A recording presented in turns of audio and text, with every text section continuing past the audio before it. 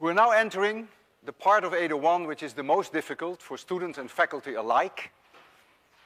We are going to enter the domain of angular momentum and torques. It is extremely non-intuitive.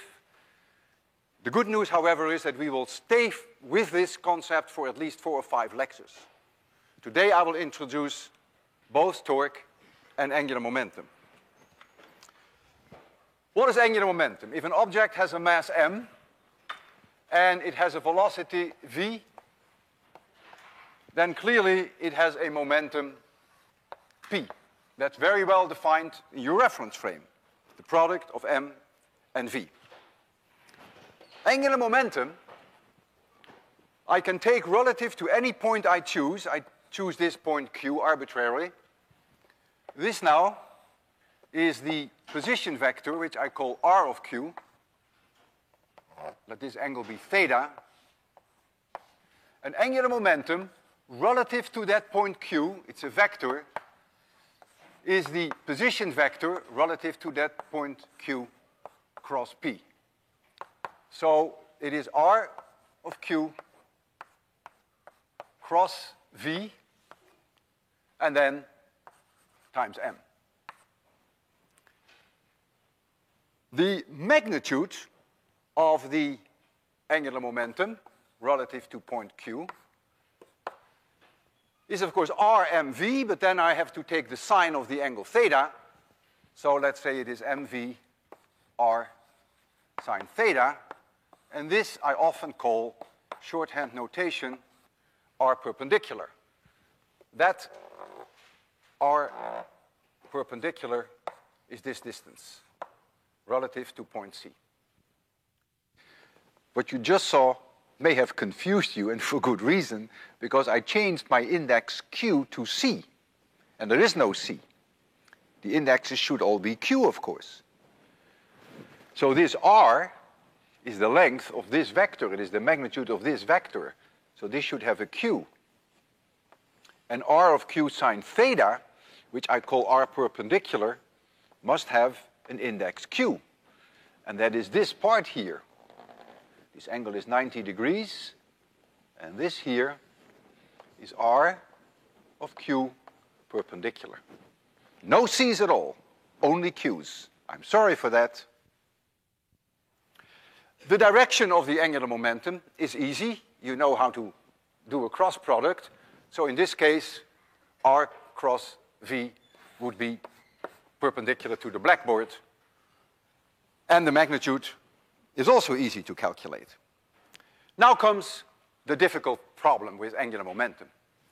If I chose any point on this line, say point C, then the angular momentum relative to point C is 0.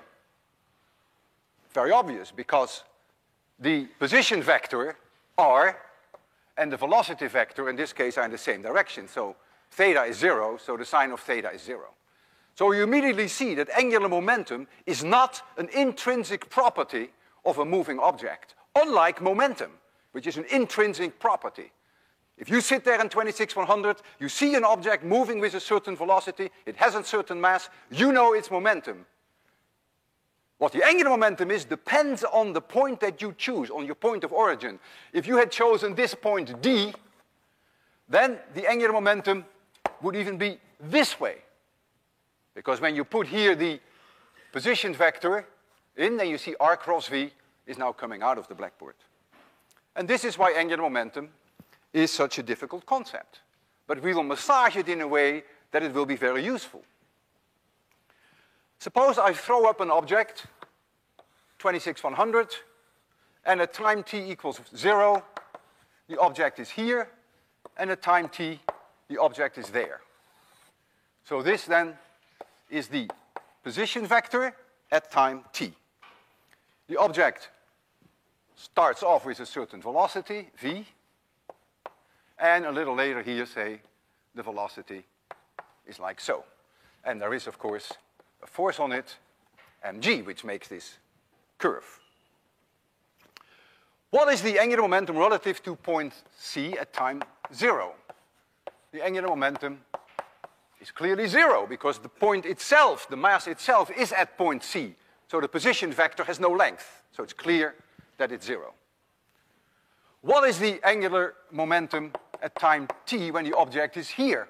Well, that angular momentum is clearly not 0, because you see here position vector and you see the velocity. So clearly the angular momentum was changing. Now you will say, of course it was changing. Big deal, because angular momentum has a velocity vector in it. And here the velocity vector is changing all the time. So obviously you would say the angular momentum is changing. Well, yes, that is not a bad argument, but I will now show you a case where the velocity is changing all the time, but where angular momentum is not changing. I choose the Earth going around the Sun. Here's the Earth with mass m. At point C here is the Sun.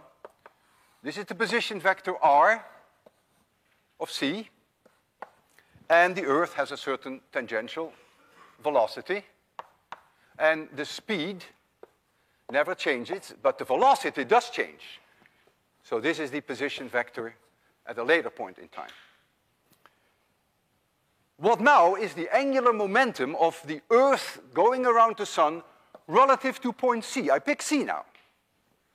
Well, that angular momentum, if I take the magnitude of the angular momentum, because the direction is immediately obvious if the object is going around like this is the position vector, then the direction will be pointing out of the blackboard. That's easy.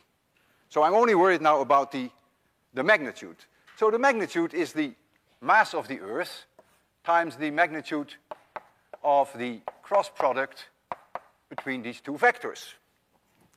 And notice the angle is 90 degrees. So I can forget about the cross. The sine of theta is 1, and so I simply get mrv, v now being the speed. This is the case when the object is here, but when the object is here, the situation has not changed. Again, r cross v, the magnitude is exactly the same, because the sine of the angle hasn't changed. And so you see here a case whereby the velocity is changing all the time, but the angular momentum relative to point C is not changing. Suppose I had chosen point Q. Is angular momentum changing relative to point Q? You better believe it. There is a time that the object will go through point Q. Well, then the angular momentum is clearly 0 because the position vector is 0. If the object is here and you take the angular momentum relative to point Q, for sure the angular momentum is not 0. You have a position vector and you have a velocity. So only relative to point C, it's a very special case now, is angular momentum not changing. So angular momentum is conserved in this special case, but only about point C. And I want to address that in a little bit more general way. I take the angular momentum and I choose a point Q, and I know that the definition is position vector relative to point Q cross P. I take the derivative, time derivative, dl dt, relative to that point Q. It's always important that you state which point you have chosen relative to which you take the angular momentum. That is going to be dr dt,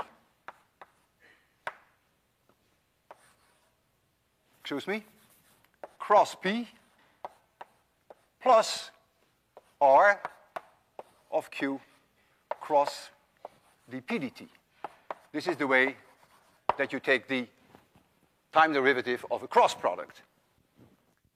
We calculate the angular momentum relative to point Q. So the index has to be Q throughout the equation. The position vector is relative to point Q. And in this equation, you see the correct index Q here, you see the correct index Q here, but I slipped up here and I put a C there. There is no C in this problem, so this is also R of Q. Sorry for that. This here is the velocity of the object, the velocity vector, which is always in the same direction as P. So this is 0. dp dt, that is the force on the object. We've seen that before in 801. And so now we have that dl dt relative to a point q equals the position vector r from that point cross f. And this now is what we call torque. And we write for that the symbol tau. It is a vector. And I put in that q again. And this is one of the most important equations that will stay with us for at least 5 lectures. What this is telling you is that if there is a torque on an object, the angular momentum must be changing in time. If there is no torque on the object, angular momentum will be conserved. And now you get some insight into this situation that we just discussed. The force, the attractive force, gravitational force exerted on the Earth is in this direction. The position vector is in this direction. So r cross f is 0. There is no torque relative to this point C, because the angle between the two vectors is 180 degrees, and so the sine of the angle is 0. Therefore, no matter where you are on the circle, always r cross f will be 0. There is no torque relative to point C. But if you take point Q, or you take here some point A, clearly there is going to be a torque, a changing torque even. And so there you will have a change of angular momentum. So there's something very special about that point C. And I will come back to that, of course. Now, I want to expand the idea of angular momentum from one point object that moves in space to an object like a sphere or like a disk, which is rotating about its center of mass. And I will start with a disk. Here we have a disk. The disk has mass m, and the disk has radius r, and at this point C is the center of mass of this disk. It's rotating with angular velocity omega,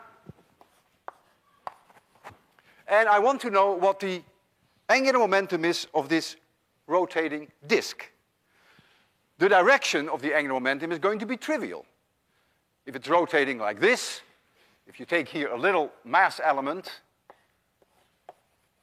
mass m of I, this is the position vector r of I relative to that point C, and here you have the velocity v of I, then you see immediately that r cross v is coming out of the blackboard. So that's easy.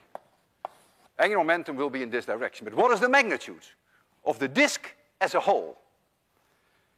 Well, let's first calculate what the angular momentum is of this little mass element about this point.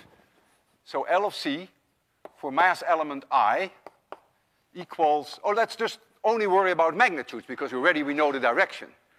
So that is m of I, and then the cross product between r of I and v of I, but this angle is 90 degrees, so I can forget about the sine of theta, so I simply get r of I, v of I.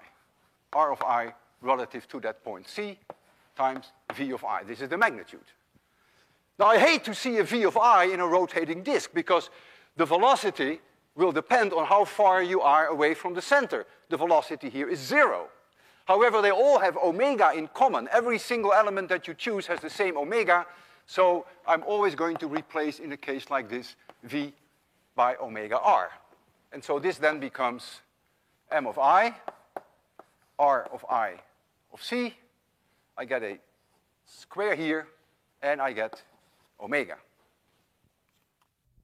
So I wrote down v equals omega r, which of course holds in general. It would have been better perhaps if I had written down v of I equals omega times r of I. Because each element little I, which has a position vector r of I, has a velocity which is given by v of I equals omega r of I. But I condensed that sort of in one equation, v equals omega r.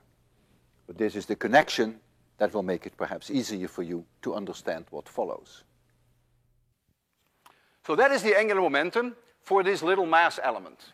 But now I want to know what the entire angular momentum is about that point C. There's an axis going through the center of mass, through the center of the disk, perpendicular to the blackboard.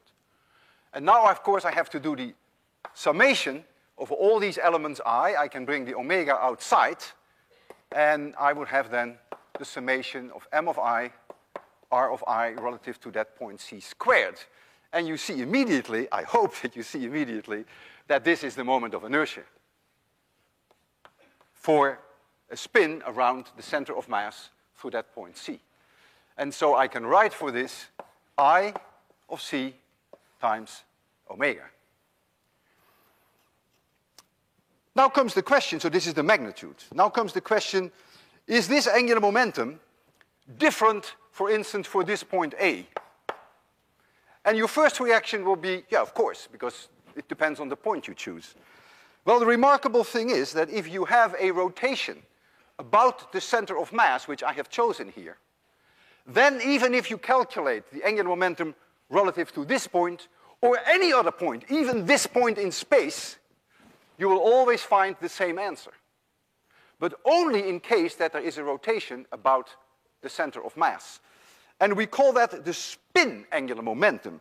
The spin angular momentum is an intrinsic property of an object, regardless of which point you choose relative to which you calculate the angular momentum.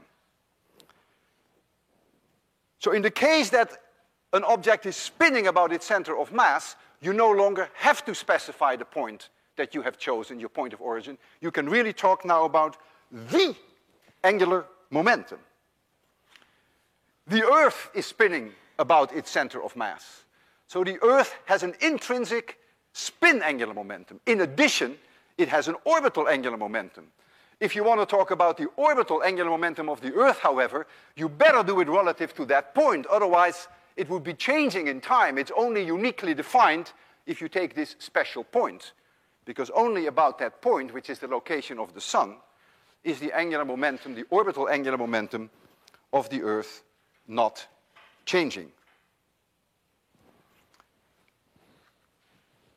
I'm going to do a daredevil experiment with you, and that is called Ice Skater's Delight. You will see that it is not a delight at all, but in any case, it is definitely a fun experiment. I have here a turntable, very little friction, and I'm going to rotate the turntable about the center, and I'm going to stand on that turntable, and I will hold in my hand two weights, these two. They're each about 1.8 kilograms. So these weights M, 1.8 kilograms.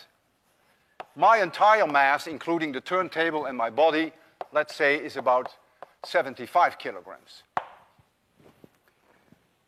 And I'm going to ask someone to give me a little twist to rotate me about this axis of symmetry. Rotate me, say, if you look from below, let's say I'm being rotated clockwise.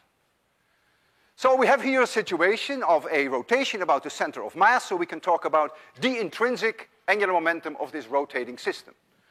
And the angular momentum vector will obviously be pointing upwards. That's clear. If you rotate clockwise from below, remember here you were rotating counterclockwise, it was coming out of the blackboard. Here you rotate clockwise, it will be going up. So far, so good. There is a force on me due to gravity, mg, no concern. There is an equally strong force, normal force up, and the two cancel each other out. Once I have been given a certain rotation, a certain angular velocity, I'm going to pull my arms in and pull my arms out and pull my arms in. And when I do that, that does not cause a net torque on this system. I can keep doing that all the time, and there is no net torque. And so angular momentum, as we have specified for a spinning object, must be conserved, cannot change. L equals I omega. But as I pull my arms in, my moment of inertia will go down. And when my moment of inertia goes down, then if this product has to remain constant, my angular velocity must go up, and vice versa. So when I pull my arms in, I will go faster, and when I do this, I will go slower. And I want to be a little bit quantitative with you. I simplify my own body by a geometric object for which I can calculate the moment of inertia, which is a cylinder. I may not look like a cylinder, but it's close enough for all practical purposes. And this cylinder has a radius of about 20 centimeters. Not too bad. Sort of fits me. And I'm going to rotate this cylinder around this axis, and I can calculate now what the moment of inertia is. This cylinder has a mass of 75 kilograms, has a radius of 20 centimeters, and so the moment of inertia in the situation that, for instance, I have these two objects next to my body here, or I have them like here, so this is my shorthand notation, equals simple 1/2 mr squared. Remember, that was the moment of inertia, we discussed that last time, of a rotating disk which rotates about the line of symmetry. And so if I put in the numbers here, the 75 kilograms, and I take a radius of 20 centimeters, then I found that this is about 1.5 in our MKS units. But now, I'm going to put my arms like this. And now the moment of inertia will go up. And I'll make a very crude calculation how much it goes up. My arm length is about 90 centimeters. The weights here are 1.8 kilogram. So I just assume that my arms have no weight, for simplicity, that all the weight is in these two objects. It's a simplification, but you will see there's a dramatic change, and that's all I want you to see. So now the moment of inertia, when my arms are like this, of course, is my body, which is the 1.5, that is still there, but now there is an additional component, one from this mass, which is mr squared, and one from this mass, which is mr squared, where this is now that radius r. And so I get twice that mass, and then I have to take r squared, which is 0.9 squared, and I have to take the 1.8, because that's the moment of inertia of this object about this point. That is mr squared. I assume that my arm has no mass. And when you add this up, you'll find 4.5 in MKS units, kilograms, meters squared. And now you see, if I go from this situation to this, my moment of inertia goes down by a factor of 3. And if my moment of inertia goes down by a factor of 3, my angular velocity must go up by a factor of 3, and vice versa. I want to do this experiment, but this experiment is not without danger. The problem with this experiment is that the moment that you pull your arms in, you get immediately extremely dizzy, and you can lose your balance, and you can fall flat out on the floor. And I've just talked this morning with some students here who did that in high school, and he told me that indeed one of the teachers went flat down, and I try not to do that today. So I need really assistance from someone whom I can trust. You think I can trust you? Not you. That's an honest answer. You are a strong man. You can I trust you? The first thing I want you to do is to help me get on here, because even getting on here is not easy. If I just step on here, I will probably fall.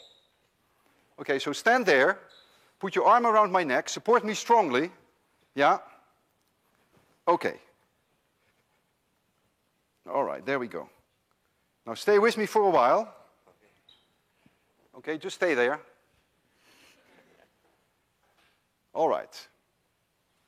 Now you give me a reasonable angular velocity, whatever you think is reasonable. I'll tell you if it's completely unreasonable. Give me a push. That's fine. Wow, is it fine? Now you walk a little bit away. If I fall, try to catch me.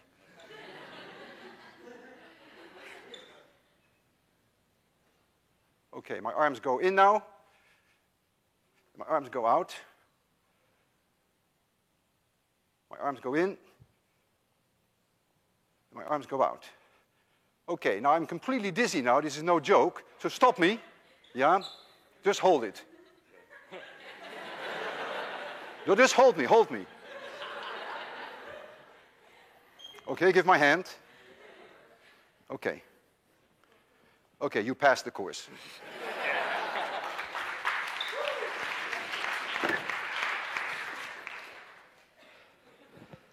Whew. Sacrifice for the sake of science. Oh, all right, I've done worse. If we have a collection of many points, like we earlier discussed with momentum, points that interact with each other. It could be stars who gravitationally interact. Could be objects which I connected with springs. They have internal interactions which go on all the time. They bounce off each other. They collide. They break up in pieces. Internal friction, anything. Then, if I take two of these objects, if this one, for instance, is attracted towards this one, then action equals minus reaction, then these two forces are identical in magnitude. So if I take any point Q here, no matter where you choose it, that will never put a torque on that system, because the two forces cancel each other out. And so now we get the final conservation of angular momentum. It's all its glory if only we add here one little word, external. The angular momentum of a system, this was angular momentum of just one object. This is the angular momentum of a system of many particles. They could be connected with springs. There could be chemical explosions going on. They could plow into each other. They could break each other up. The angular momentum will not change if there is no net external torque on that system, because all the internal torques cancel out, because action equals minus reaction. So if we now compare conservation of angular momentum with conservation of momentum, then in the case of the conservation of momentum, remember when we had a system of objects, in the absence of an external force on the system as a whole, a net external force, momentum was conserved. Now we have, with a system of particles, in the absence of a net external torque, angular momentum is conserved. In the case of the ice skater's delight, when you pull your arms in, the moment of inertia goes down, and so your frequency goes up. When a star shrinks, its radius goes down, its moment of inertia goes down, and therefore its angular velocity must go up. Moment of inertia goes with r squared. What determines the size of a star? If this is a star, then inside this star is a furnace, a nuclear furnace. Nuclear fusion is going on. That produces heat and pressure, which wants to expand the star. On the other hand, there is gravity, which says, sorry, you can't do that. I want to hold you together. In fact, gravity would like to collapse the star. And nature finds a balance between the gravity and this pressure due to the nuclear furnace. Now there comes a time that the nuclear furnace has been completely consumed. For our sun, that takes an additional 5 billion years. The sun has already been burning nuclear fuel for 5 billion years. It has another 5 billion to go. And once the nuclear fuel has been consumed, there are 3 end products of the dead star that is left over. And these 3 end products are the following. Number 1, it's called a white dwarf. It has a radius approximately the same as the Earth, some 10,000 kilometers. And the mass of a white dwarf, there's a whole range of them. But a typical number, say, is half the mass of the sun. So that's one possible end product. This will be the fate of our sun, by the way. The density of such an object is quite high. Some 10 to the rho will be roughly 10 to the 6 grams per cubic centimeter. Another possibility is that you end up with a neutron star. A neutron star has a radius of about 10 kilometers, and it has a mass of roughly 1.5 times the mass of the Sun, and its density is about 10 to the 14 grams per cubic centimeter, which is even higher than the density of nuclei. And then there is a possibility, which is even more bizarre, that you end up with a black hole. I will not talk about black holes today, but I will get back to that later in 801. And a black hole, for all practical purposes, has no size at all. The mass of the black hole must be larger than, we think, 3 solar masses, and so the density is infinitely high. Whether you end up to be a white dwarf, a neutron star, or a black hole depends on the mass of the progenitor, of the star that collapsed when the nuclear fuel was gone. And in order to form a neutron star, you would have to start off with a star of probably at least 10 solar masses, maybe even more. So our Sun will not become a neutron star, but our Sun will ultimately become a white dwarf. Now, it would be a reasonable question to ask, why do you end up only with these 3 possibilities? Why is there nothing in between? Look, there is a huge difference from 10,000 kilometers to 10 kilometers. Is there nothing in between? And the answer to that lies in quantum mechanics, which is not part of this course, but you will see that in 805, why there are only these 2. And then if you get into general relativity, then you will understand why there is then this 3rd, very bizarre possibility. When a star collapses, 2 things happen. First of all, there is a huge amount of gravitational potential energy that is released in the form of kinetic energy. The stuff falls in, we call it gravitational collapse, and that gravitational potential energy converts to kinetic energy, and that ultimately converts to heat and to radiation.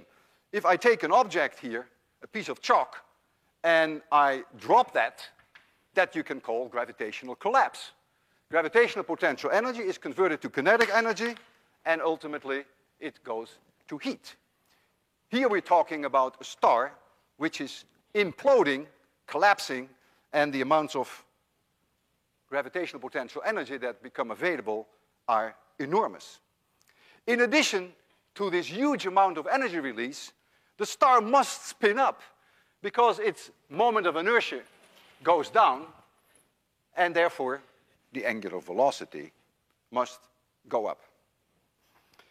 I want to do a little bit of quantitative work on this, and I want to take an object like our Sun, and I would like to collapse that object from its present radius of the Sun, which is about 700,000 kilometers. I want to collapse that to a neutron star with a radius of 10 kilometers, even though I know, and I told you, that the Sun will not become a neutron star. It's just to get some feeling for the numbers. So we take an object like the Sun, which has a radius of about 700,000 kilometers, and we're going to collapse that to a neutron star which has a radius of about 10 kilometers. The mass of the Sun is 2 times 10 to the 30 kilograms. And for those of you who are good at math, they can calculate when you collapse this object without losing any mass, you keep all the mass, but you shrink it to 10 kilometers, how much gravitational potential energy is released. And that is a staggering number. And I call that delta U. It is a loss of gravitational potential energy, which is about 10 to the 46 joules. And this number is truly mind-boggling. This is converted to kinetic energy, and then it is converted to heat and all forms of radiation. To give you a feeling for how absurdly large this number is, if you take the Sun and you take all the energy that the Sun produces in its 10 billion years that it will live, the total energy output of the Sun is 100 times less than this number, and this comes out in a matter of seconds. So it is a mind-boggling idea that the sun is producing in 10 billion years, the lifetime of the sun, it is producing less energy than what happens during a stellar collapse to a neutron star. 100 times less. So when this infall occurs and this huge amount of energy is released, the outer layer bounces off the inner core and is expelled, and that's what we call a supernova explosion. The outer layers are thrown off with speeds typically some 10,000 kilometers per second. Our sun will not become a neutron star, but it will become a white dwarf. We talked about the Crab Nebula last time, and the Crab Nebula is a remnant of a supernova explosion which occurred, believe it or not, on the 4th of July in the year 1054, talking about fireworks. This supernova explosion was noticed by Chinese astronomers. They called this a guest star. Chinese astronomers were very prestigious. The reason for that was that these Chinese astronomers advised the emperor. They looked at the sky and they derived from the sky information that was key for the emperor. They knew how to interpret the occurrence of comets, or for instance, shooting stars, or a particular lineup of planets, and certainly the appearance of a guest star. And they would know that, for instance, a comet in a certain part of the sky might mean that there would be hunger, or there would be diseases, there would be famine, or it would be a good time for a battle, or it would be a bad time for a battle. And that's what these people were doing. They were advising the emperor, and therefore they were keeping a very close eye on the sky, no pun implied. This star was visible for weeks during the day when it exploded, and it was the brightest star in the sky for years to come. It is a complete puzzle why there isn't a single report by any European astronomer on the occurrence of the supernova of 1054. It is very puzzling. Now you can argue that in the Netherlands and in England there are always clouds, it's always raining, so you can't see the sky. Okay, I grant you that. But then we have Italy, and we have Spain, and we have France. And it is very strange. It must have been a cultural thing somehow. In the 11th century, somehow, Europe was not interested in looking at the sky. This is something they could not have missed. But they didn't write it down. I now want to pursue the spin-up of this star when it collapses from 700,000 kilometers to 10 kilometers. If we round the numbers off a little bit, then the reduction in radius is about 100,000.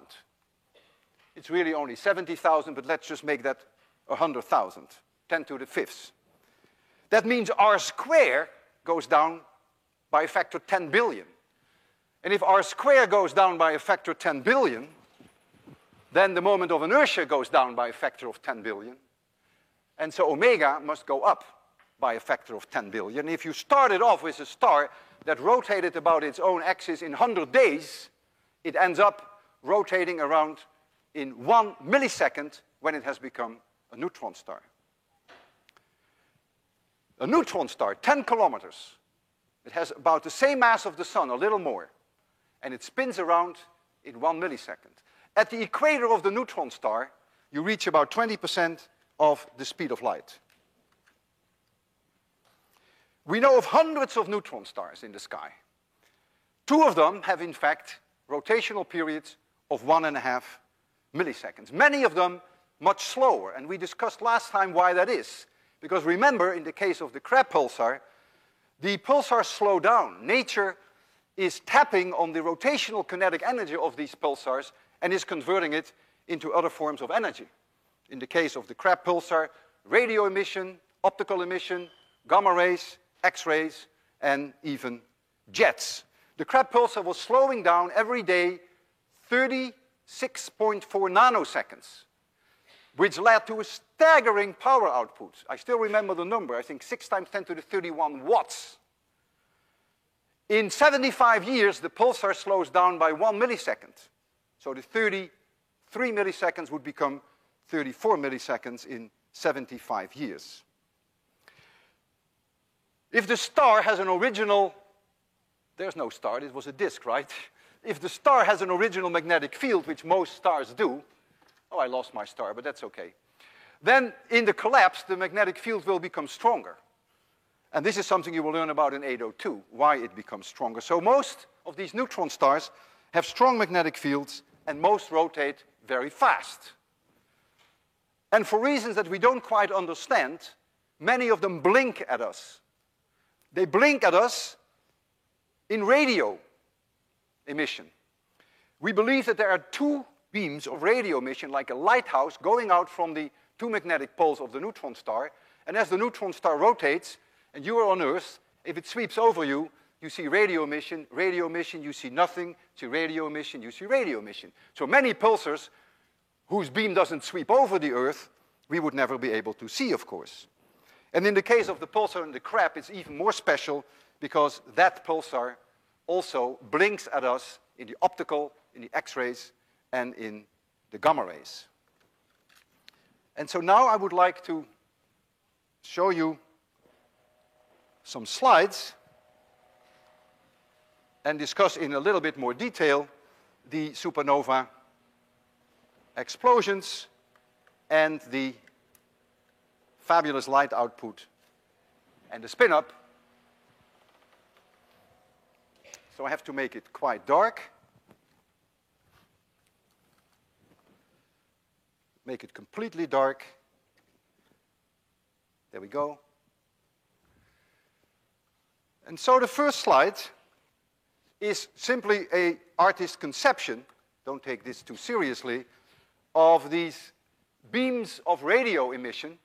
This is then the rotating neutron star.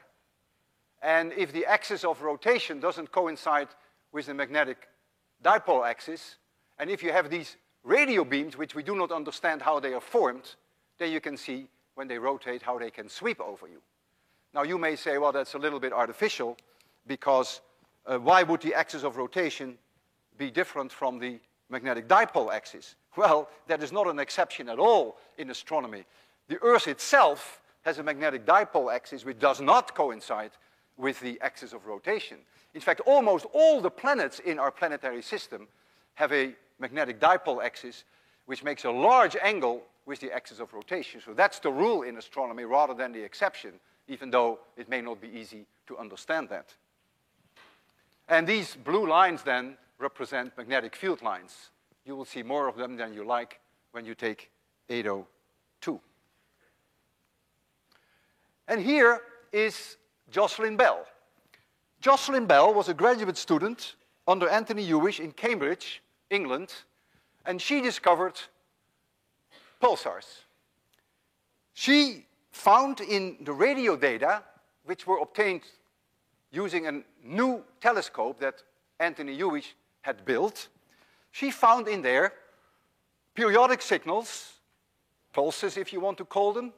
You see some of them here at the bottom, and they were 1.3 seconds apart. And she reported that to Anthony, and Anthony said, well, that got to be nonsense, of course. I mean, there's not an object in the sky that is going to give us pulses with a separation of 1.3 seconds. So they just assumed that it was caused by an elevator, by maybe milking cow machines or things of that nature, motorcycles. And so they did every conceivable thing to check whether indeed this was a man-made phenomenon.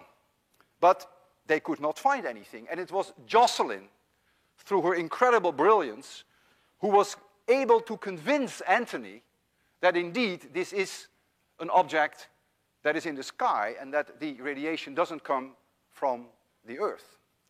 And when they realized that this would be the discovery of not only the century, but of all of mankind, because they said, well, who could possibly send radio beams at us and modulate them with a period of 1.3 seconds? Only intelligent life can do that. And so they called this first object Little Green Man. But just before they published, they discovered this in 1967, by the way, they found a second pulsar which had a slightly different frequency than the 1.3 second period. And so then they realized that it was probably not intelligent life, but that it was an astronomical object. So they gave that second object the name Little Green Man 2, but they abandoned that idea very quickly.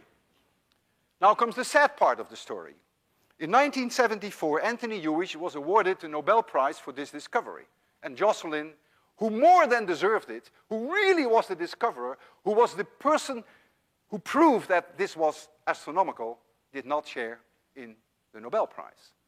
It is upsetting, it is sad.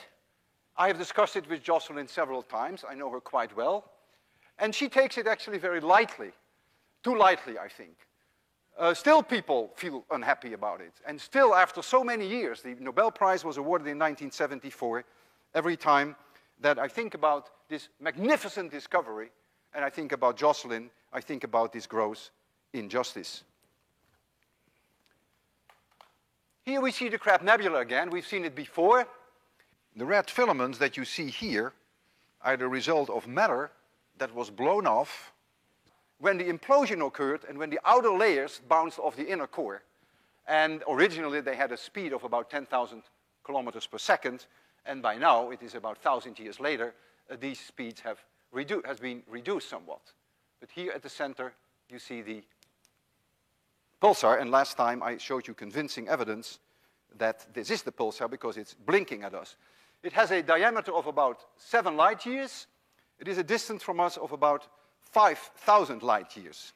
In terms of angular size in the sky, it's about 5 arc-minutes in size, which is about 1/6 of the angular diameter of the moon.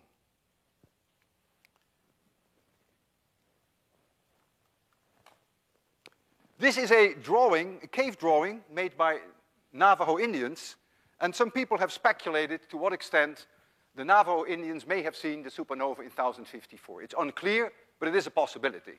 The moon certainly gets very close to the supernova, but it also gets very close to Venus, and so this is something that is not well established, but it is a possibility. Here you see a galaxy in which a supernova occurred, and when the supernova occurs at its brightest, it can be brighter than all 100 billion stars in the galaxy. That's how much energy is released in optical light. You see that it is at least as bright as the entire galaxy. From this picture to this picture is about 1 year. This occurred in 1972. And over the period of 1 year, you can still see this star quite clearly, but it has diminished in strength quite a bit. And then a great thing happened in February 1987. On the 23rd of February, a supernova went off in the Large Magellanic Clouds, which is a satellite galaxy to our own galaxy. It's a distance of about 150,000 light years. And there was an astronomer who was observing in South America. His name is Ian Sheldon. And he left the dome to look at the stars, and he decided to take a pee outside. And as he was taking a pee, these were his own words, he looked at the Large Magellanic Clouds, and he said, "Hey, that is funny. That star is not supposed to be there." And he was the discoverer of what is now known as 1987A. An enormous supernova going off so close to where we live. And the next slide shows you the same portion of the Large Magellanic Clouds, and you can clearly see that there is a very bright star. He could see this with his naked eye.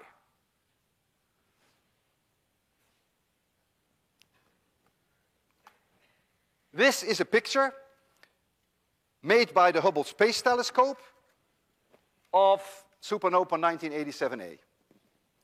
The inner ring that you see is the result of matter that was thrown off by the star before it went into supernova explosion. Some 25,000 years earlier, it expelled gas in its equator. This is really a circle, although it looks like an ellipse because of the projection effect. And this ring of matter moved out with a speed of about 8 kilometers per second. And it has a radius of about 8 light months. And so 8 months after the supernova explosion, the ultraviolet light and the X-rays from the supernova caught up with this ring of matter, and they excited it, and it became visible. Before the supernova explosion, this ring was not visible. We are expecting in a few years that the matter itself that was thrown off with a much more modest speed of about 10,000 kilometers per second, that matter will also plow into this ring, and then we expect some real fireworks again. There is no explanation that people agree upon for these two called hourglass rings. They are quite mysterious, and there are papers written on it, and people disagree on their origin. Supernovae explosions in our galaxy and in the Large Magellanic Clouds are quite rare. We expect no more than about 1 in 100 years. The previous one that could be seen with naked eye was in the year 1604. It's called Kepler's supernova. And 1987A was really the first that could be studied with modern equipment, radio observatories, X-ray observatories in orbit around the Earth. With some luck, you may see a supernova explosion naked eye in your life. The chance is no better than 10%. So maybe it will help if occasionally you take a pee outside and you become as famous as Ian Sheldon did, who is now a very famous man. See you Monday.